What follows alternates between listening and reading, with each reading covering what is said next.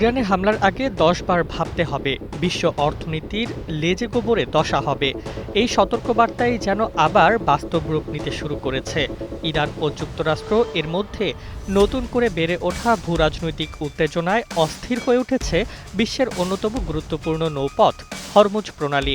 সাম্প্রতিক সামরিক মহড়ার অংশ হিসেবে ইরান এই প্রণালীতে সাময়িকভাবে জাহাজ চলাচল সীমিত করে। পাল্টা পদক্ষেপ হিসেবে যুক্তরাষ্ট্র উপসাগরীয় অঞ্চলে তাদের নৌ উপস্থিতি জোরদার করেছে।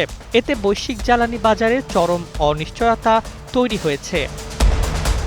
বিশ্বের নানা প্রান্ত থেকে রেমিটেন্স লেনদেনে নগদ নিয়ে এলো হার না মানা হার অফার। সর্বনিম্ন ১০,০০০ টাকার রেমিটেন্স নগদে পাঠালে স্বর্ণের হার জেতার সুযোগ। মাত্র ৩৩ কিলোমিটার চওড়া এই জলপথ দিয়ে প্রতিদিন বিশ্বের প্রায় ২০% তেল পরিবাহিত হয়।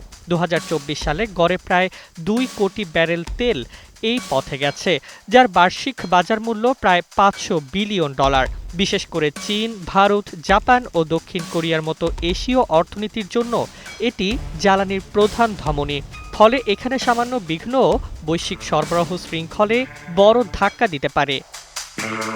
কৌশলগতভাবে প্রণালীর শিপিং লেন ইরান ও ওমানের জলসীমার মধ্যে হওয়ায় তেহরান ভৌগোলিক সুবিধা ভোগ করে। বিশ্লেষকদের মতে ইরান যদি খনি বা দ্রুতগামী নৌকা ব্যবহার করে চলাচল ব্যাহত করে, তবে বিকল্প রুটে তেল সরবরাহের সক্ষমতা অত্যন্ত সীমিত।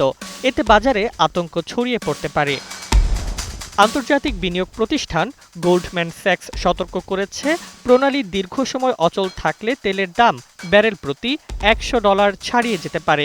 জ্বালানির মূল্য বৃদ্ধি পরিবহন খরচ বাড়াবে, উস্কে দেবে নতুন মুদ্রাস্ফীতি, আর বিশ্ব অর্থনীতিকে ঠেলে দিতে পারে গভীর সংকটে। তাই প্রশ্ন উঠছে, ইরানের বিরুদ্ধে যে কোনো সামরিক পদক্ষেপ কি কেবল আঞ্চলিক সংঘাতে সীমাবদ্ধ থাকবে, নাকি তার অভিঘাতে কেঁপে উঠবে পুরো বিশ্ব অর্থনীতি?